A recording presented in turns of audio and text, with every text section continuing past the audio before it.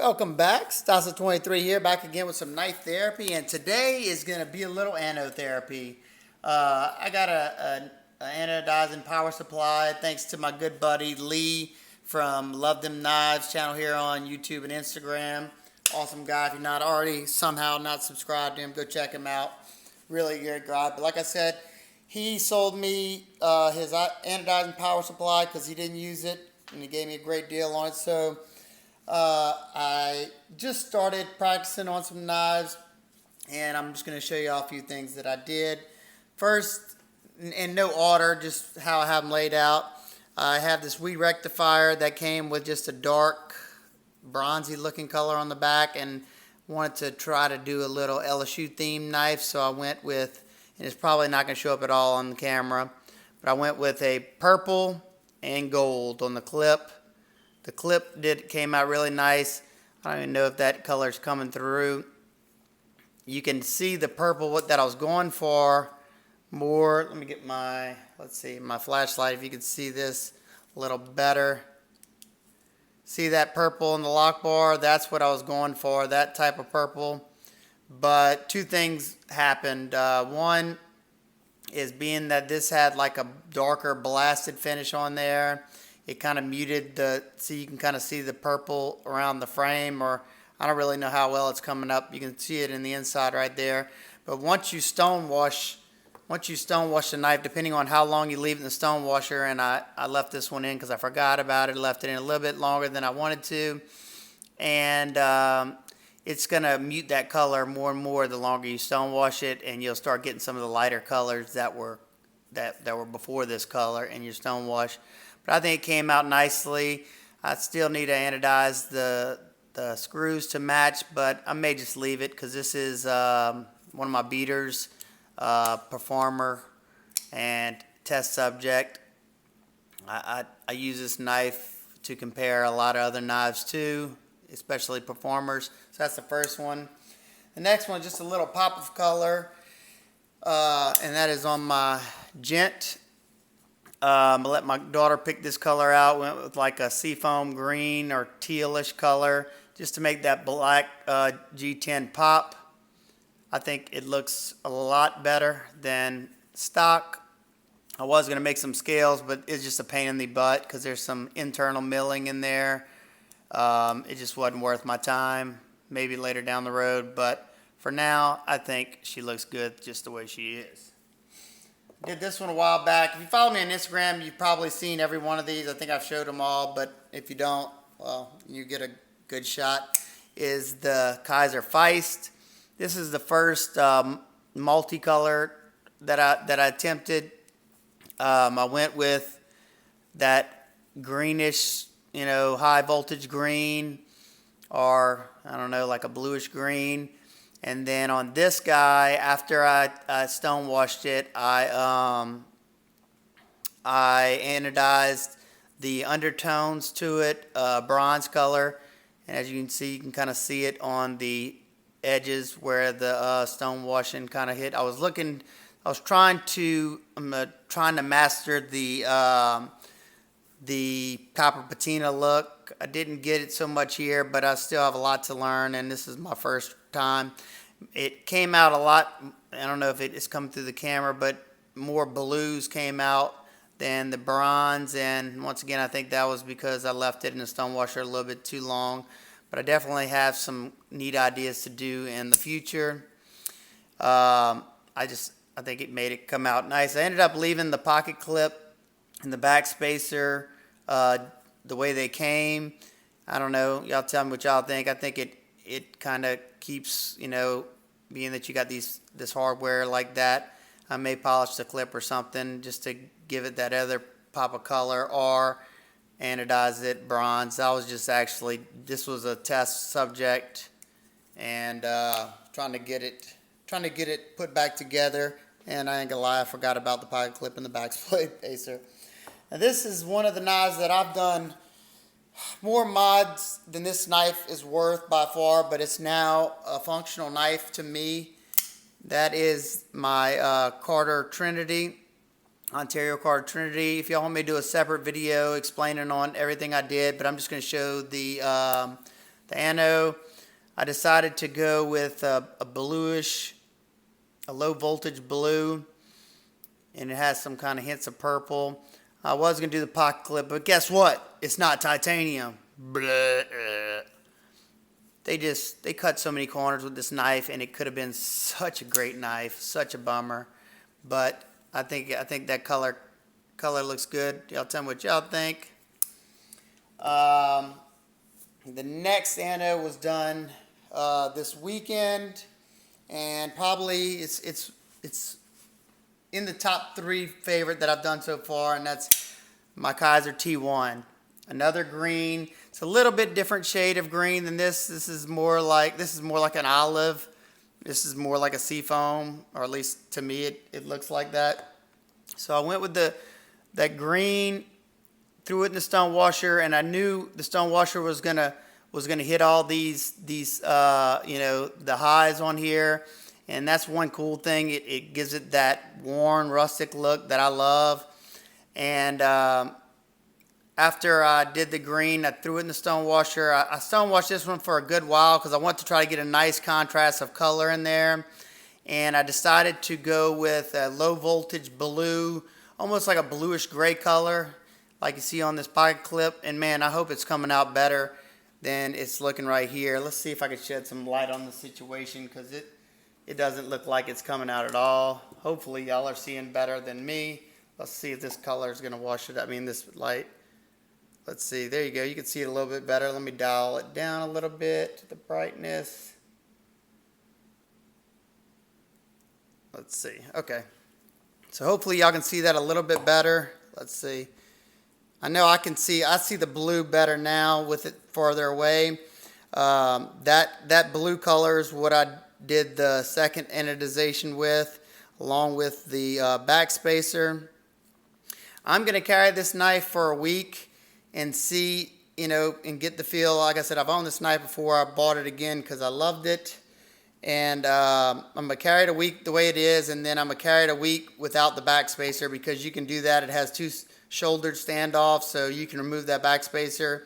And I'm going to carry it a week with the backspacer removed to see if that extra weight loss on this knife makes a noticeable difference, and I'll see which way I want to keep it.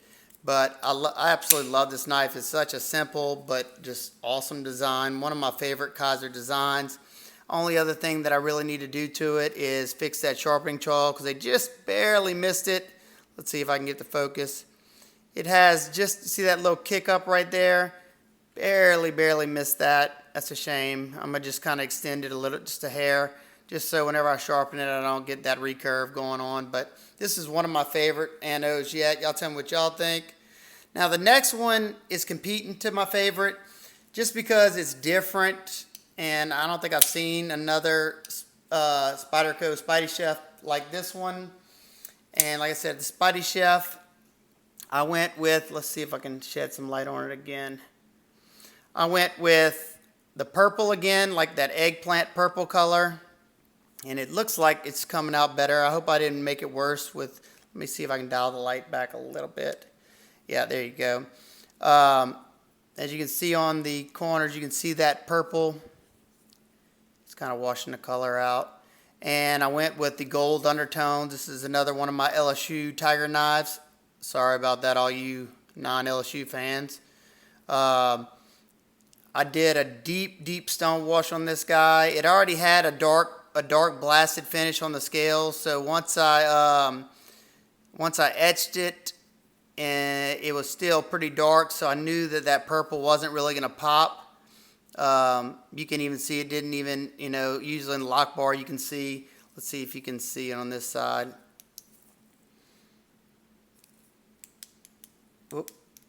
Whoop.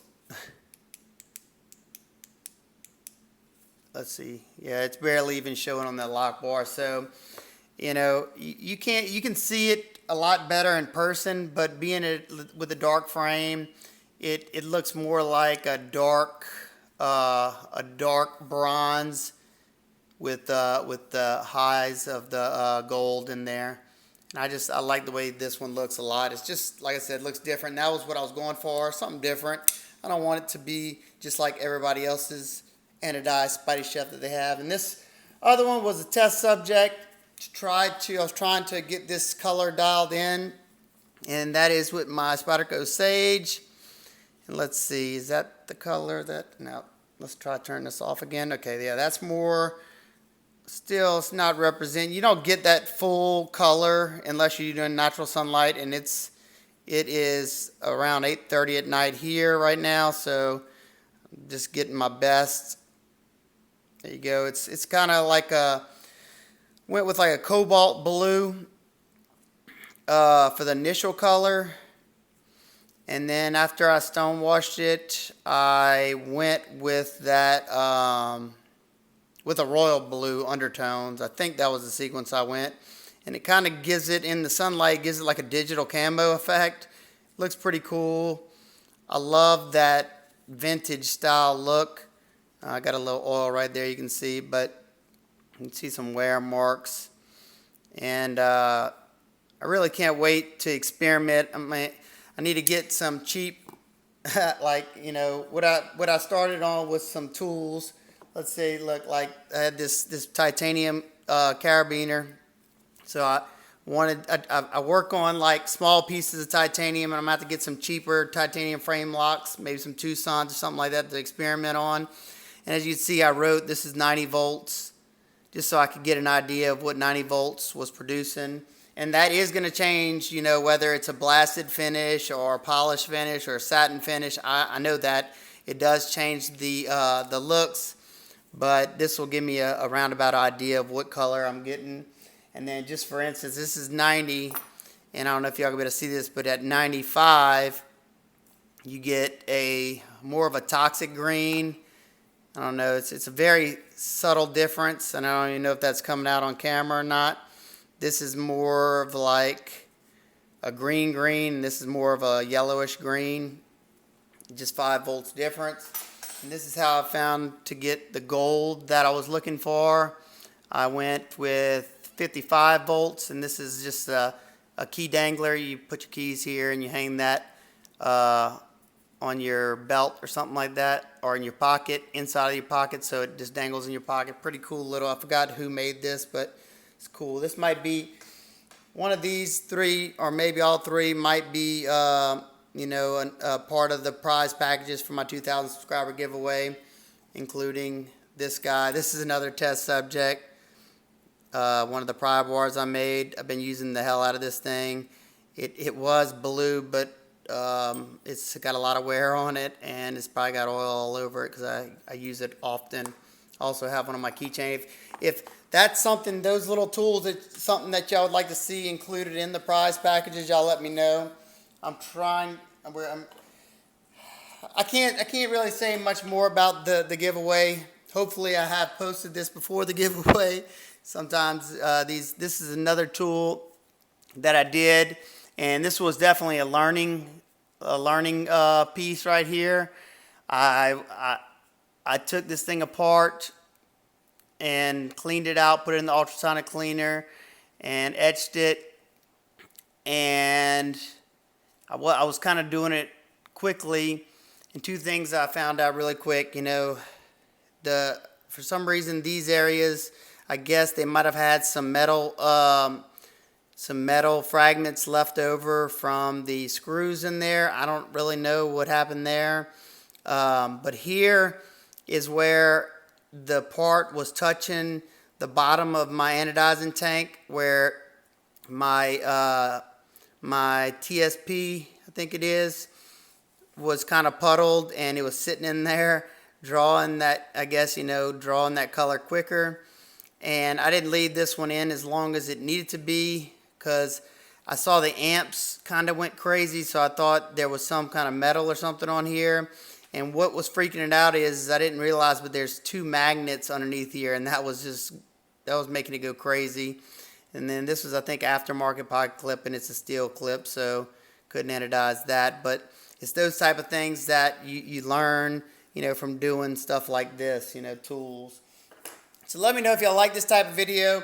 I know a lot of y'all said y'all want to see me doing some of the mods. I did a video This is my buddy's knife. He had snapped the tip on it, and I recorded. I still have to edit a lot of it, but I recorded me regrinding this knife to put a new tip on it and crowning the spine. If you can see right here, I crowned and mirror polished the spine. I didn't show the whole process of the mirror polishing the spine, but I think I showed the initial grinding and how to start crowning it. But I had to take a bunch of material off here, and I'll show before and afters whenever I show the video of me doing the regrind and putting the tip back on here. I think it came out pretty good. I didn't take a whole lot of time on this because this is my buddy's knife. I gave him this knife along with about 5 other ones so he could rotate between them because he doesn't sharpen his own knives. He just brings them to me to sharpen. So he had used and abused this one pretty bad. I added that little choil. It had all kinds of stains on here. So it's looking way better than it did before. I hope I took pictures of it. I think I did before with the snapped. It looked like a flathead screwdriver. So he ought to be happy with that. I tried to make this as gradual as possible so it still looked pretty factory. And the next one, I had gotten a Dragonfly from a buddy. He gave it to me because he had took it to a work tool sharpener and didn't know what he was doing and just hogged off a bunch of, he just totally destroyed the edge bevel. And you know, he was going to throw it away, so I told him, don't ever throw the knives away. I can either make them smaller knives or I can use them as parts. So I'd seen on Instagram Frankie Blades and Nick Maffei do some Dragonfly warnies, and this was the perfect subject for it. So let's see how it turned out. This is my first time ever, you know, doing a regrind to turn, you know, a knife into a warnie. I think it's definitely functional again. I don't know if I have any paper. Yeah, I got some paper nearby. It's kind of funny. It was destroyed by a work sharp, and after I reground the blade on this guy, I mean, after I made it into a warnie, you have to regrind. You have to regrind the main bevel, because if not, it'll be super thick behind the edge, so you got to thin it all the way out. I didn't take a whole lot of time on this. I left it at an 80 grit belt finish. Like I said, it's just going to be a user, basically a utility blade. But I didn't want to sit there on my wicked edge and have to thin this bevel out. It would have took a while. It was definitely possible. Like I said, I was trying to do this quickly, so I took it to the work sharp. I have the blade grinder attachment where you can freehand sharpen it, and that's what I did. And it didn't come out perfect, but I didn't really care. But now it is a usable blade. It's nice and sharp, very sharp. Before, it wasn't. You couldn't even sharpen it because it was so gouged up. It would have had to have at least been reground, so figured why not give the warnie a try. Tell me what y'all think. Definitely nowhere near as nice as Nick Maffei's and Frankie Blades. I mean, they do some really nice work. I still got to practice my plunge grinds. I'm getting there, but as you can see, I wasn't getting all the way back there. I don't know. I don't think I was tilting the blade up enough. This side came out better, a lot better than the other side. I was able to get all the way to the back. And that's mainly because I'm right-handed, so I can guide it better with my right hand. And on my left side, of course, there's gonna be some variance. So, that's what practice is for. Practice makes perfect. And I learned something on every different knife mod I do. And unfortunately, I didn't hit record. I had the camera set up and everything. I freaking didn't hit record whenever I started doing this one, so hopefully I can do another one or something, or not on this exact model. Maybe I'll do a warnie or some kind of regrind on another model and take y'all along the process if that's something that y'all do want to see. It's just a matter of remembering to turn my camera on, So let me know which which one of these anos is your favorite out of the group if you're still watching. Let me know if y'all want to see more of the anodizing jobs I do. I'll do some here and there. Let me know if y'all want to see a full video on everything I did to this guy. I've had a couple people ask me to do a video talking about all the mods I did and how I did them. If y'all would like to see a video like that, just please let me know down in the comment section. All right, I kept y'all for long enough. Hope everybody's having an absolute wonderful day. If you like this video, give it a big thumbs up. Share it with all your friends and family and your social networks. If you like my videos in general and you're not already, hit that subscribe button. And while you're at it, hit that bell notification, because I'm creeping up slowly on 2,000 subscribers, and you're not going to want to miss this epic giveaway. I promise you that. And like I said, questions, comments, leave them down below. I'll see you on the next one. Peace.